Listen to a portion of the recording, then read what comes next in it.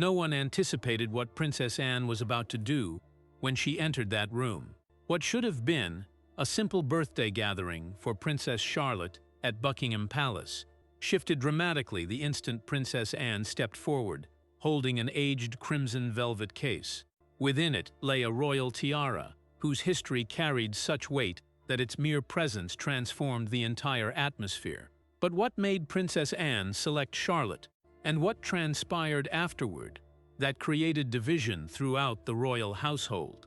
Join us as we explore why Princess Anne presented Charlotte with a royal tiara and the scandals surrounding claims that she insisted on Camilla's removal, the gathering that refused to remain calm. The May sunshine, pouring through Buckingham Palace's Grand Hall windows on Charlotte's birthday, was the type of illumination that renders everything ceremonial, even during ordinary moments. The floral arrangements were perfectly positioned.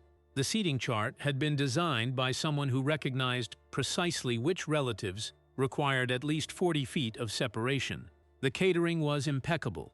Every element of the space conveyed that whoever organized this event had weighed every conceivable detail and maintained complete control of the situation. However, they lacked control over Princess Anne. She arrived dressed in a dark suit, her hair secured in a high, precise bun, with the demeanor of someone who has already determined her course of action and is merely awaiting the proper moment to execute it. She created no spectacle upon entering. She located her spot at the room's front, waited until the background chatter diminished to near silence, and then commenced. Charlotte stood alongside her in a white gown, her blonde hair, her grandmother's eyes, and a child's mixture of pride and slight confusion about why so many grown-ups were staring at her so intently. She was 11 years old and had been informed this was a birthday party, which technically it remained, just not in any manner that the term party normally suggests. Anne spoke distinctly, and with the type of command that requires no raised voice. She announced she was officially granting Princess Charlotte a special honorary Diana title, an acknowledgement not of position or formality, but of character. She stated Charlotte was not merely a young Windsor family member. She was the recipient of the principles her grandmother had embodied: kindness, bravery, and an absolute unwillingness to stay comfortable while people were hurting and needed someone to support them. And then she revealed the box, its contents generating a unified gasp of astonishment throughout the space. The tiara within captured the light from the stained glass and dispersed it in tiny fragments across the ceiling and the expressions of everyone present.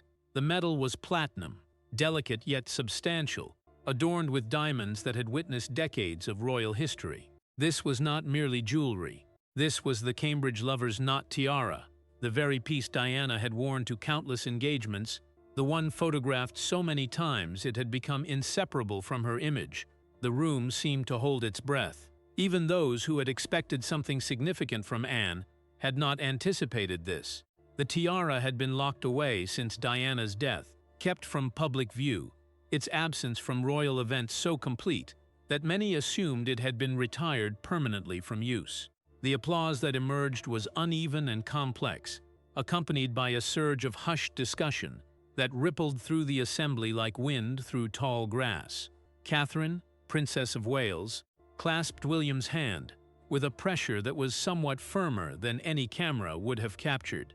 Her eyes glistened with emotion she was clearly struggling to contain. William himself appeared stunned, his jaw tight, his gaze fixed on the tiara, as though seeing a ghost made tangible. King Charles remained seated at the room's center, with an expression that could have signified multiple things, and which he seemed to be deliberately choosing not to explain.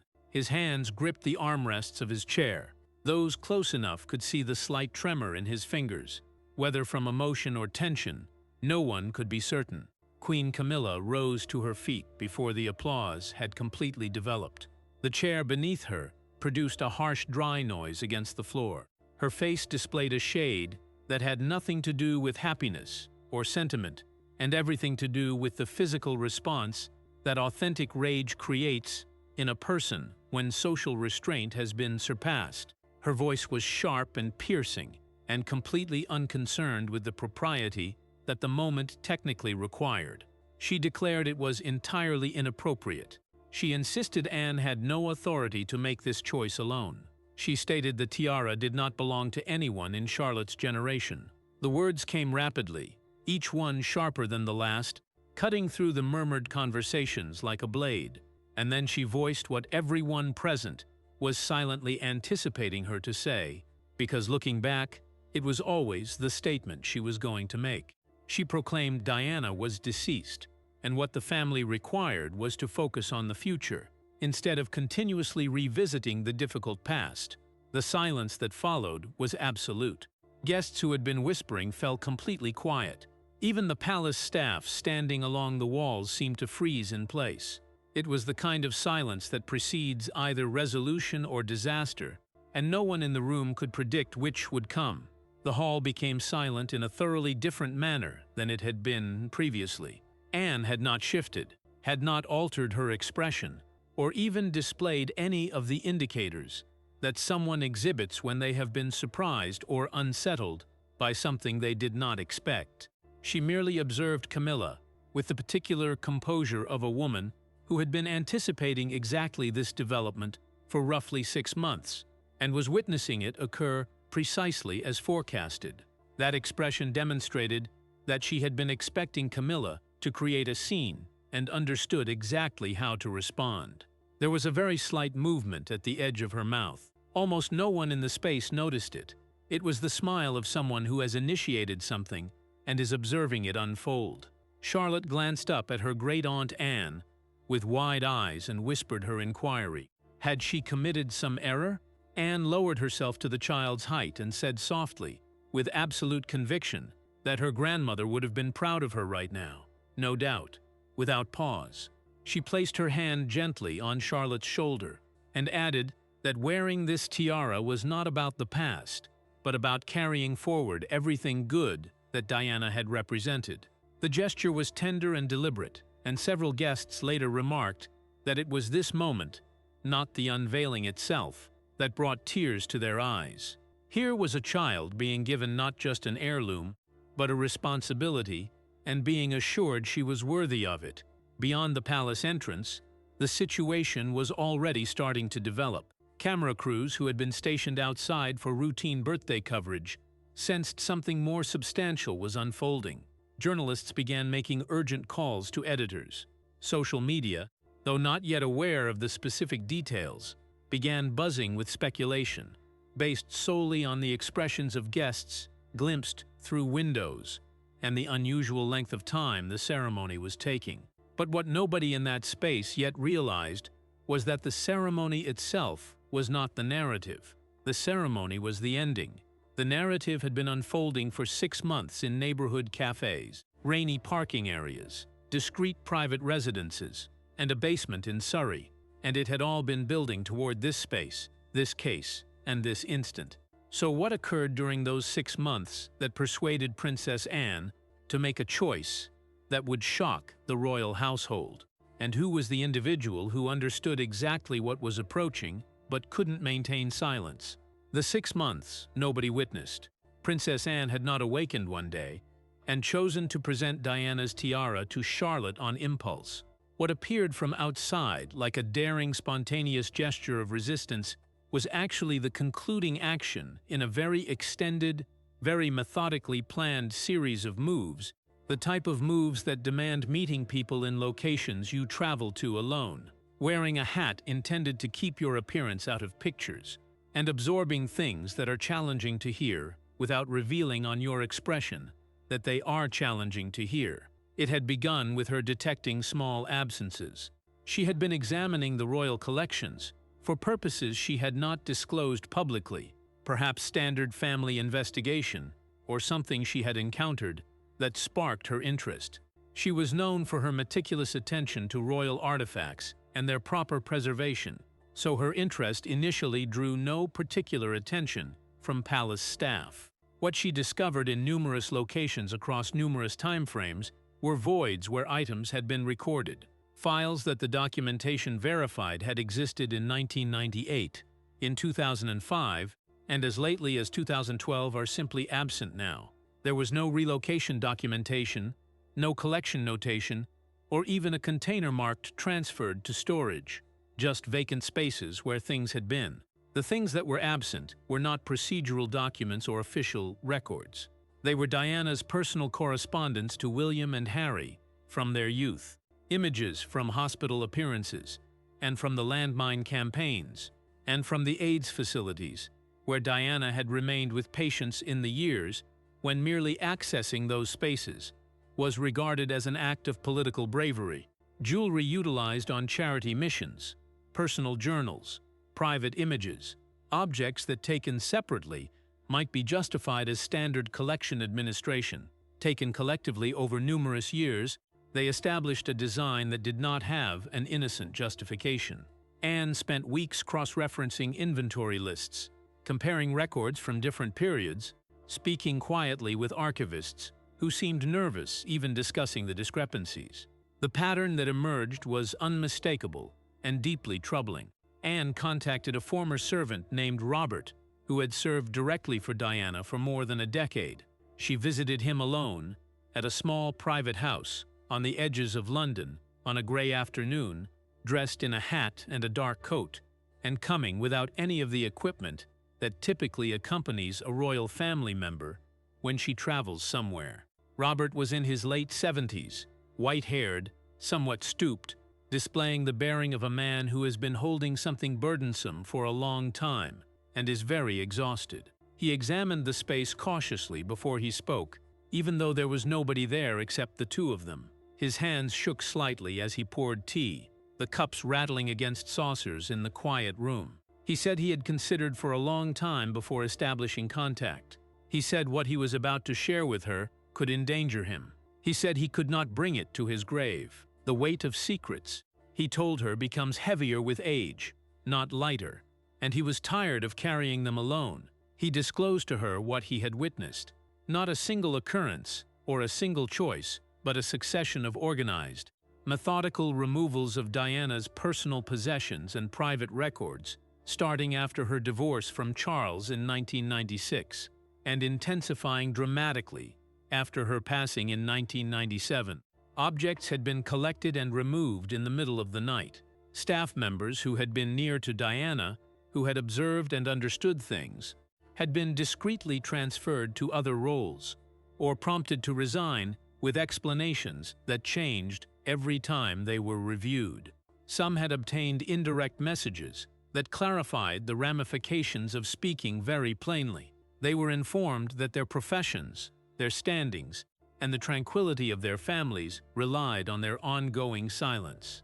Robert described one particular night in late 1997 when he had been working late and witnessed 3 individuals he didn't recognize carefully packing Diana's personal diaries into sealed boxes. When he inquired about it the following day, he was told he must have been mistaken, that no such removal had occurred. But he had seen it, he had been there, and the diaries were never seen again. Robert had endured by being cautious, but his conscience had survived his caution, and by the time he sat opposite from Anne, he had been bearing the burden of what he understood for nearly 3 decades, and he could not bear it any longer. He wept as he finished his account, apologizing for his emotion but unable to contain it. Anne absorbed everything he stated without interrupting him. When he concluded, she grasped his hand momentarily and informed him what he had shared with her would not be squandered. She promised him that his courage in speaking would serve a purpose, that Diana's memory would be protected. Robert nodded, appearing somehow lighter despite his tears, as though a physical weight had been lifted from his shoulders. She traveled home that evening, with a very altered comprehension of what she was confronting. This was not administrative negligence or natural deterioration of collection materials over time.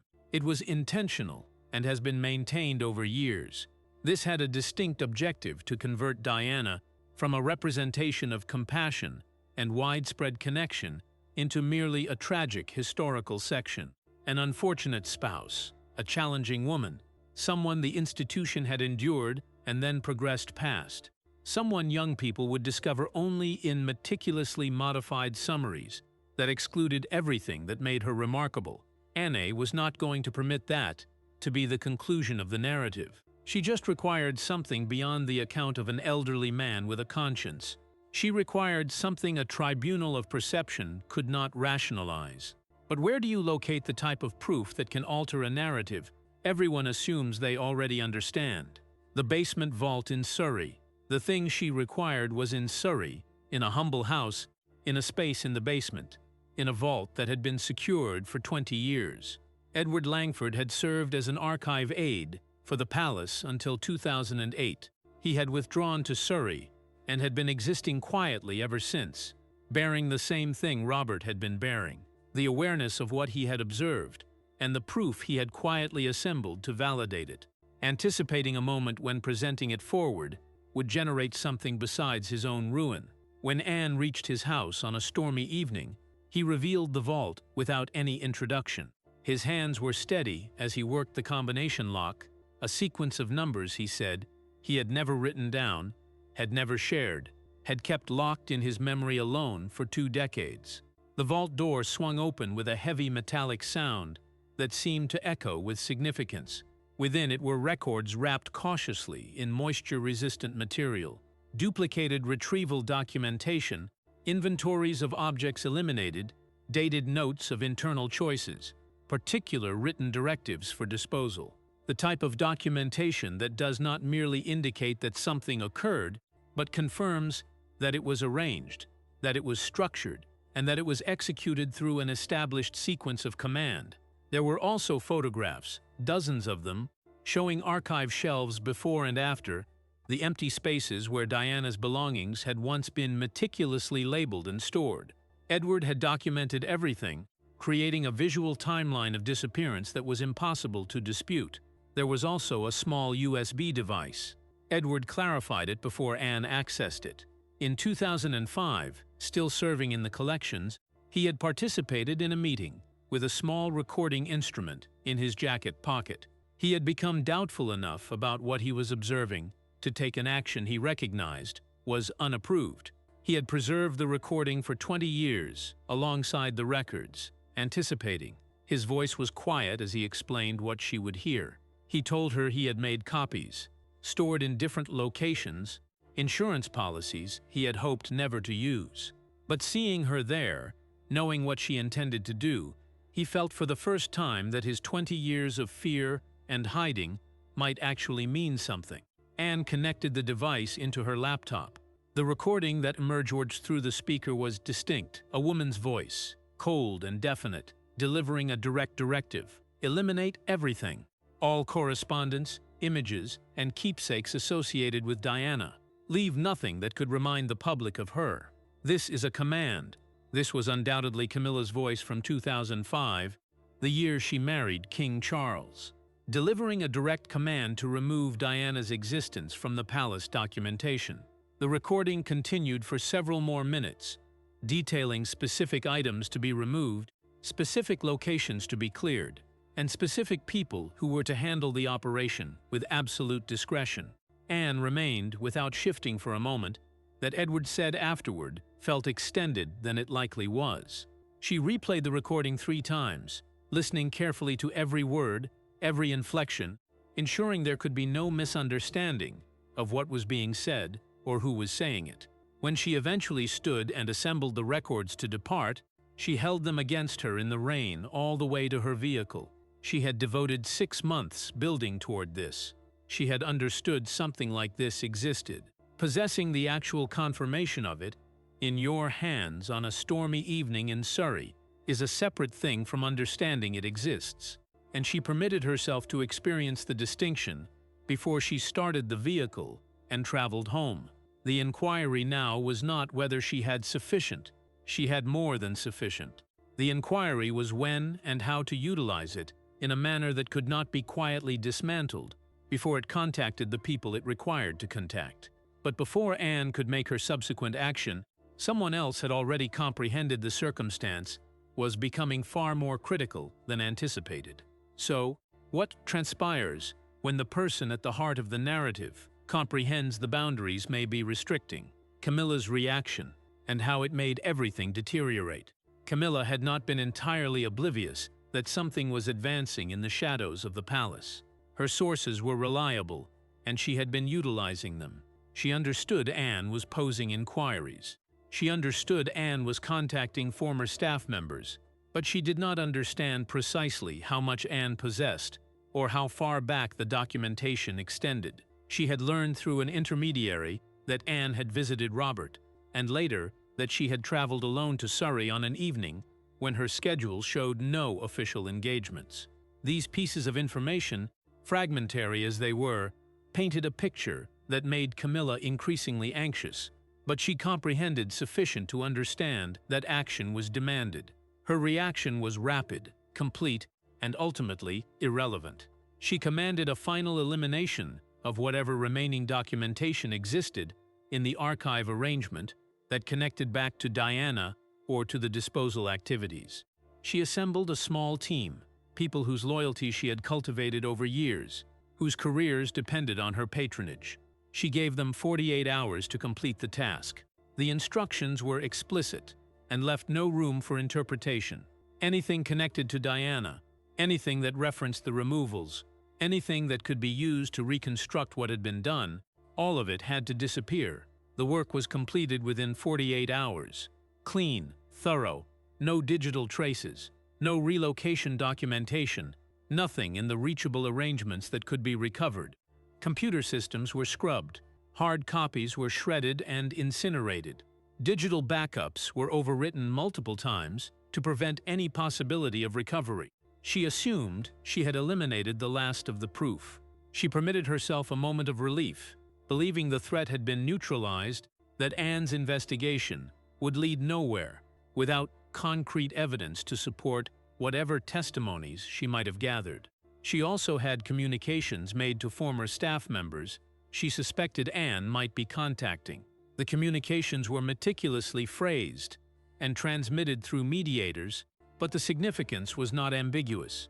People who had established quiet retirements and had families they cherished were reminded that discussing things they had observed could be expensive in particular and functional manners. One former staffer received a call suggesting that his pension arrangements might require review if certain irregularities came to light. Another was reminded that her daughter's position at a prestigious institution had been facilitated by palace connections that could just as easily be severed.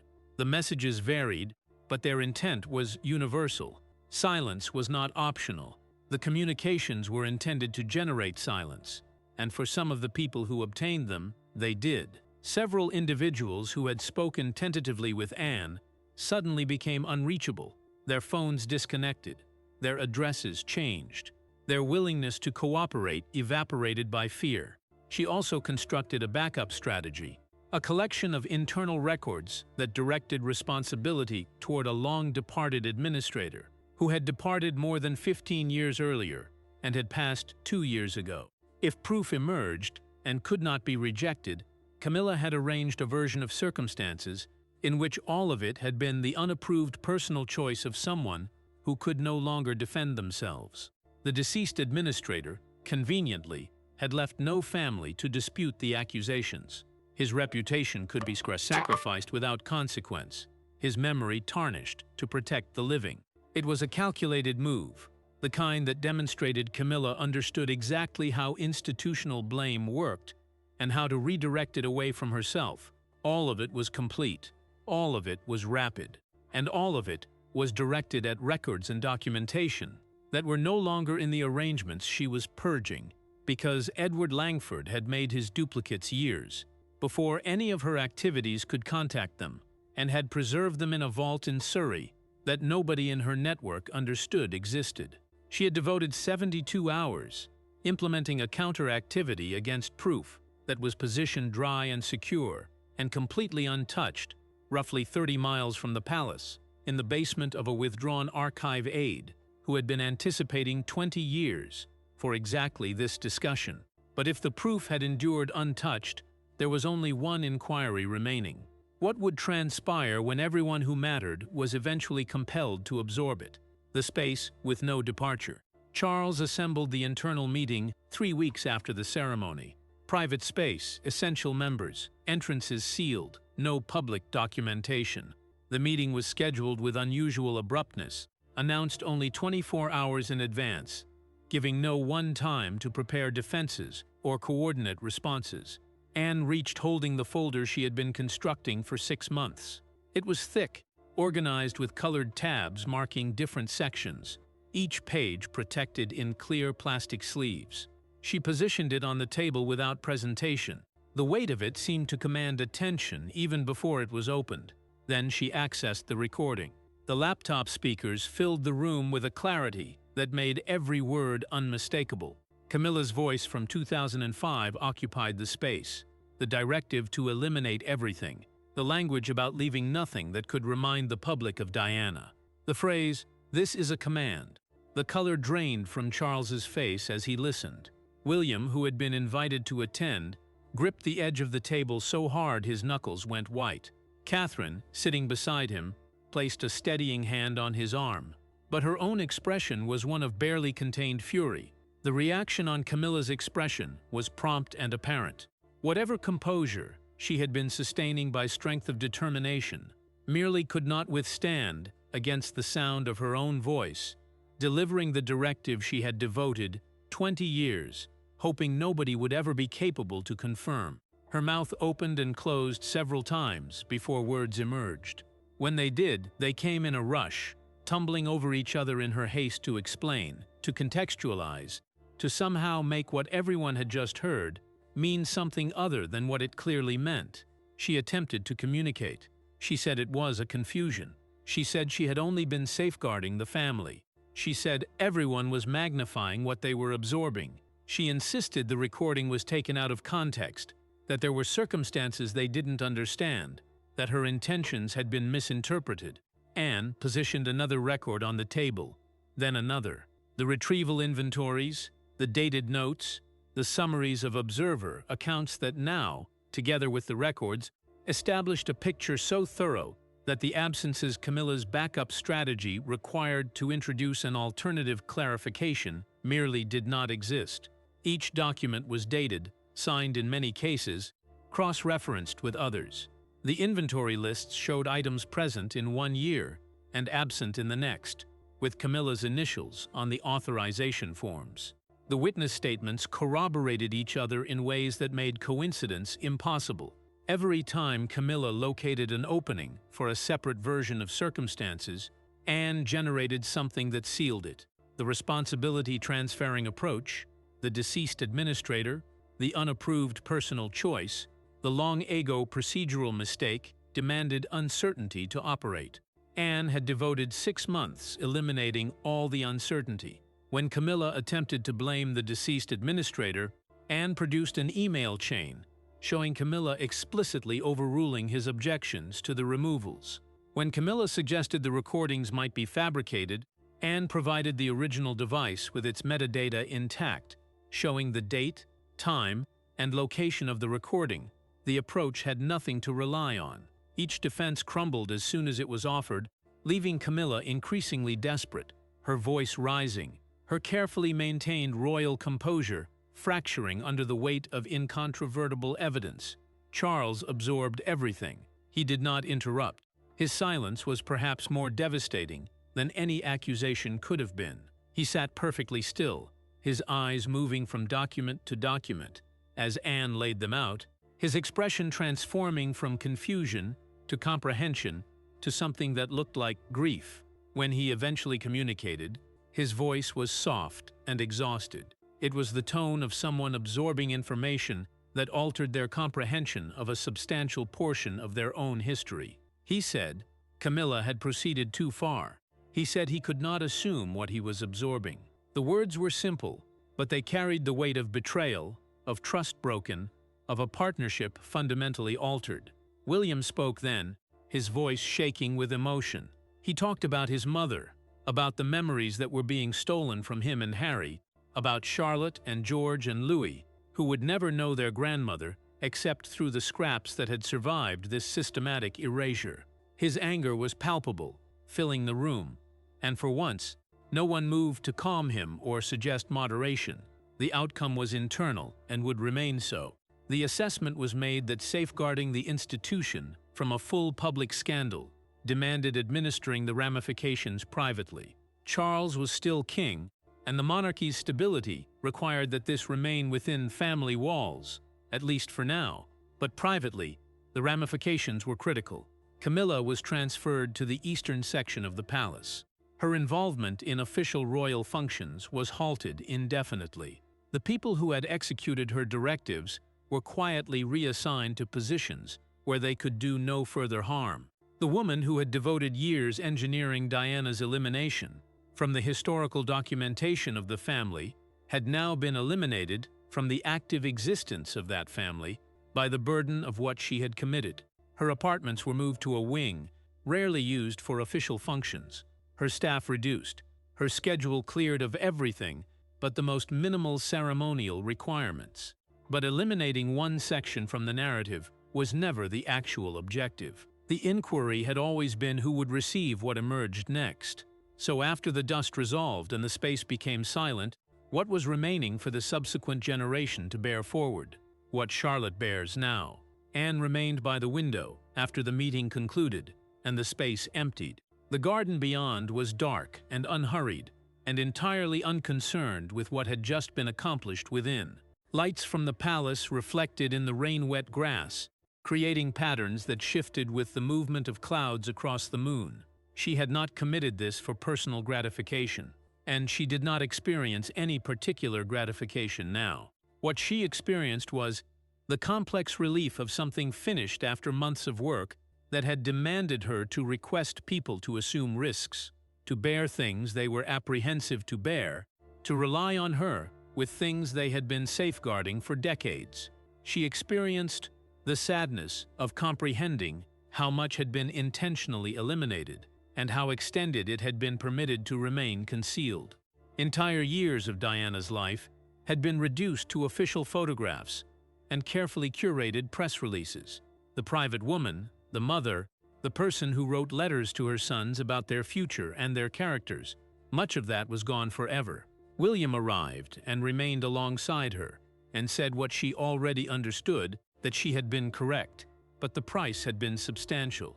The family was fractured in new ways now, old wounds reopened, and the path to healing would be long and uncertain.